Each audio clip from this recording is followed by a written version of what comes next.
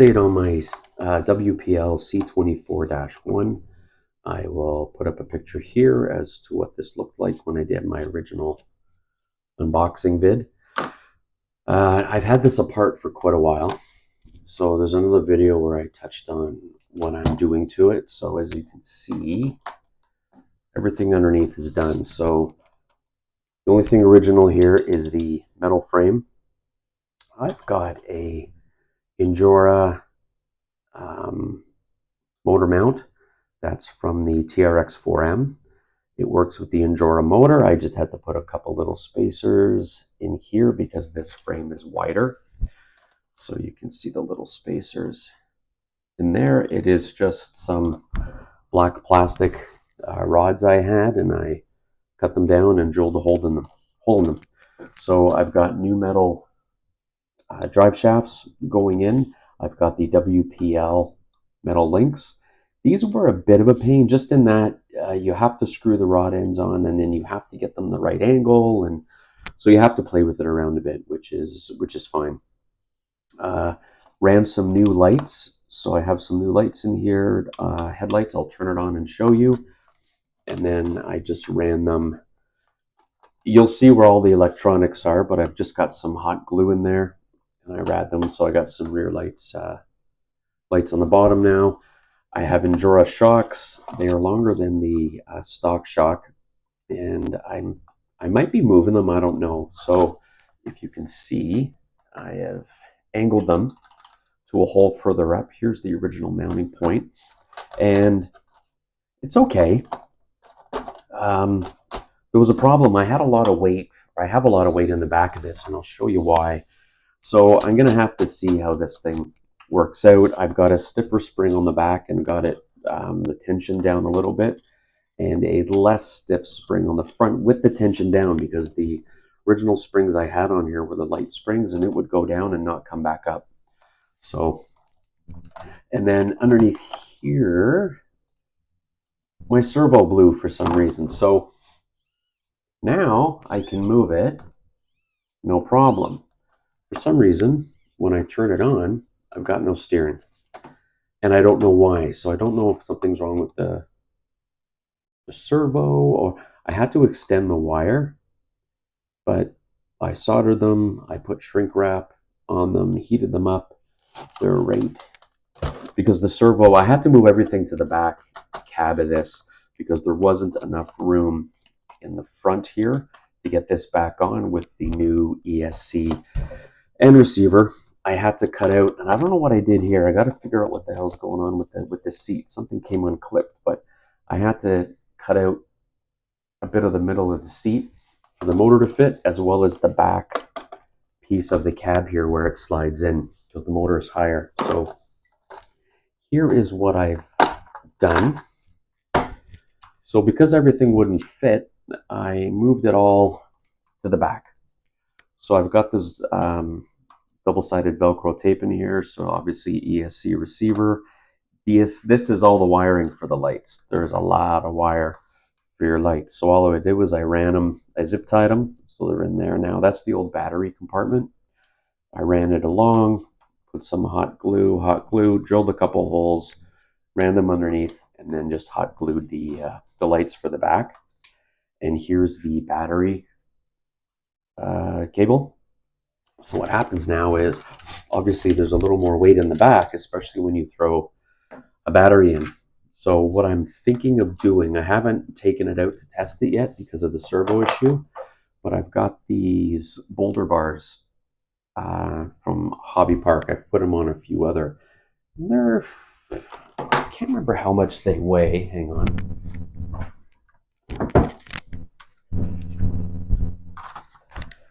These weigh, so they're 30 grams each.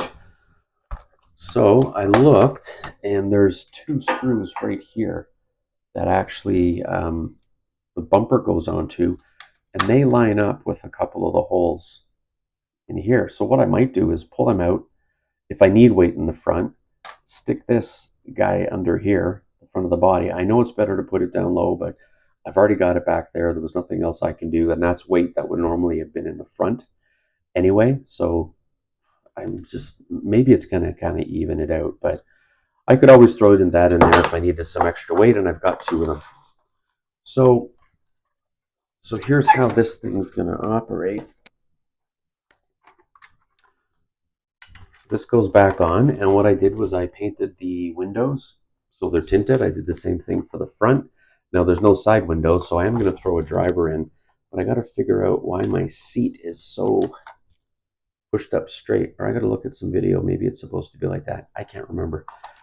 Anyways, so this thing's goes on here. It just snaps on. There's a couple little holes there, and I've painted this obviously, so the holes are a little tighter, and then I just kind of rusted it out a little bit, but I think it looks all right. Originally I was going to put a set of Traxxas, not Trax, God, I'm looking at my back wall, Endura wagon wheels on it with some tires. So what you do is with WPL, and many of you already know this, what happens, let me get this wheel off and I'll show you what I'm talking about.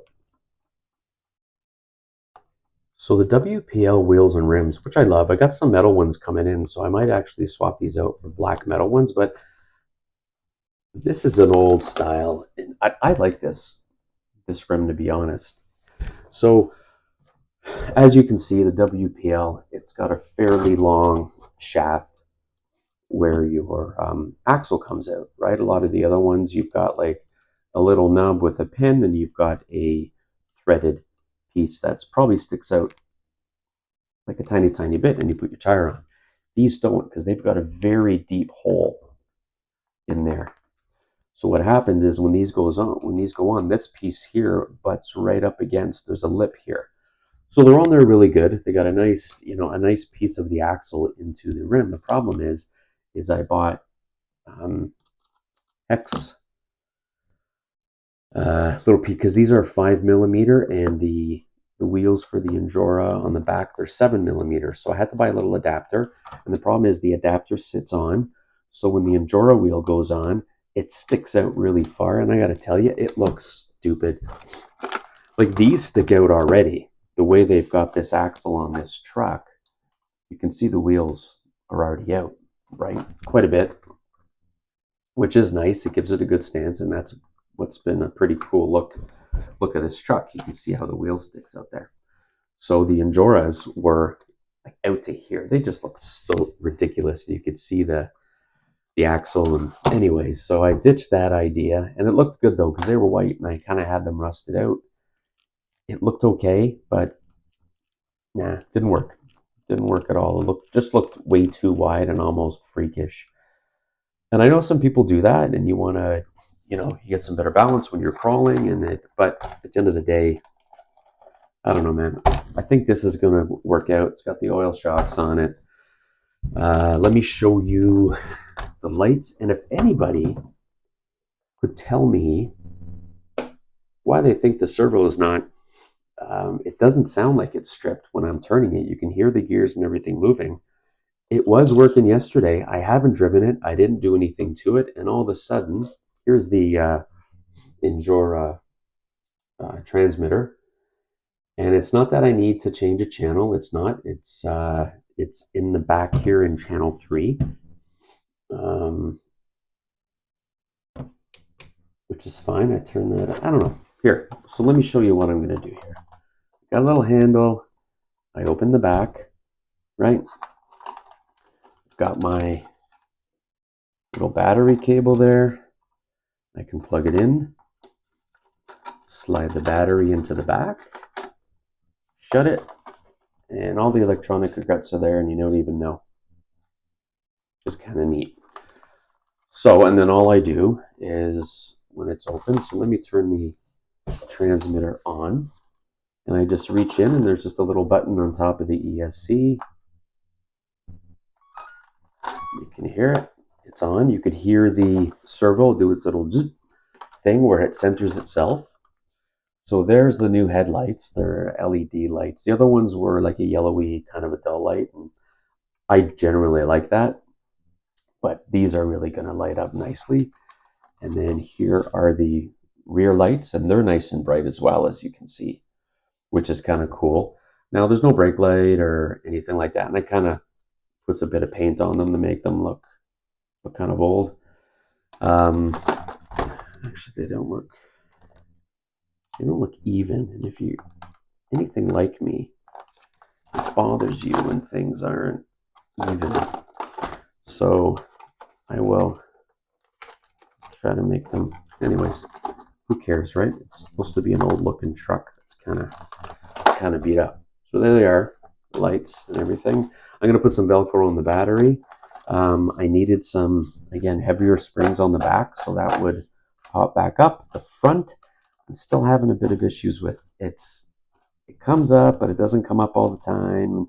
So I'm going to see how it drives. I've got lightweight shock oil in there. It's only a 25, I think. So I think I need some stiffer springs. I had some on the back that were really stiff, but then this thing, it didn't move at all. It was like look at this. I'll even lift that up, and it's got some decent articulation. I don't have tires to do that little tire thing everybody does. Actually, I do. So with the back shocks, I've got one. I don't think it's going to take 2 tires. Oh yeah. So I have 2 tires on the back, which is pretty good. But again, it's not, as you can see, it's not doing very much. On the front, you can see that. On the front, I've got 2. I don't know, maybe I can do 3. Barely touching. So let's say 2 3/4 on the front. Problem is, I've even got the front, the tension cranked down a bit, and I don't know, man. It's not coming back up, and I don't want the tension all the way down. So I might see if I can get some better springs. And there's something on the back here that's like I can do this. But then when I've got it, there's something, and it could be the angle. Maybe I will put them at the top here, at the very top hole, and just kind of see what happens with that. Maybe that'll fix it. Maybe the angle isn't enough for it to pop. It doesn't have enough, downward pressure on the spring, like straight up and down vertical pressure. But okay, so here, you see, and I don't know why.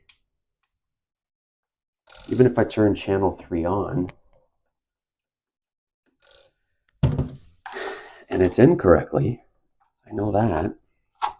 Here, let me take this off and show you what it all looks like underneath there lit up. So I've got the negative where the negative's supposed to go on the servo. Here's the servo wire right here. Now you can hear it go.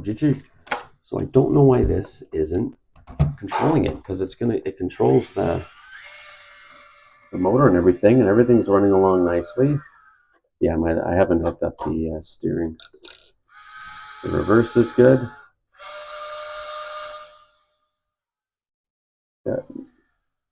Quiet. Like, listen to this. Listen. Be very quiet. Listen. You don't even hear. You just hear the motor moving. There's none of that whining and screeching. So I think this is going to be great. It's just that steering servo. I don't know. It's in channel 1. Channel 3 are technically lights, but they just stay on all the time. I think I said I had it in channel 3. I got nothing in channel 4, so I've got them. Obviously, the motor is in.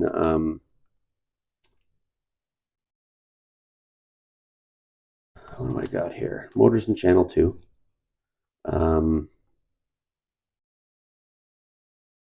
No, man, I don't know. I don't know if anybody has any ideas as to why that servo will. Everything's fine. Everything's hooked up properly. Again, the wires I wound together. I put some whatchamacallit on it. Shrink tube.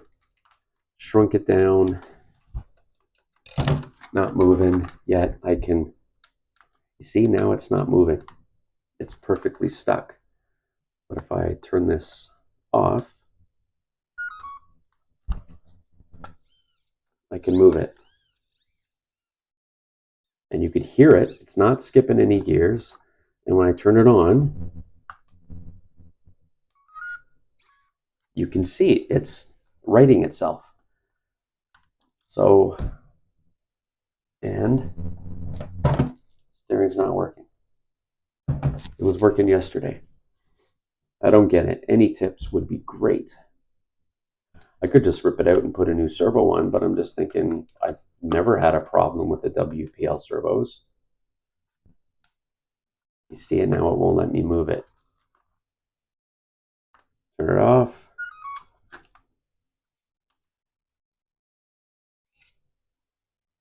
And it moves no problem. I get the steering horn over. I got it a little bit to the left. So it's got a nice little range in there, but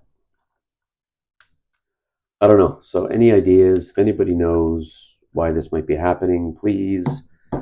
So far, I'm happy with this build and how it went. I wasn't happy yesterday when I couldn't get everything under there, and I'm thinking, what the hell am I going to do? And I thought, you know what? This solves my problem, especially with the blacked out windows. It was nice and easy to put everything in there. The wiring went through perfectly. Everything with this setup with the Injora ESC receiver and this, fantastic. Happy with it, but why do I not steer? Don't know. Okay, so there it is, the updated WPL C24-1. Might go with some new softer tires. These aren't too bad. For the weight of it, I'm pretty good with them. And these are the WPL tires. Some of the older ones that I had laying around, so threw them on. I don't know, maybe it just needs some friction shocks and not oil shocks, or I don't know. I'm going to stand them straight up and see what happens. Problem is that's a bit of a pain because I had to put them on with a nut in order to go through and attach them. Outside of that, I don't know, man. Happy with it. I got to get some Velcro in there for that battery. So let me know what you guys think. If you like the look of it, you think it turned out okay or not. And I will talk to you guys soon. Like, subscribe, and like I said, comment. Thanks, guys.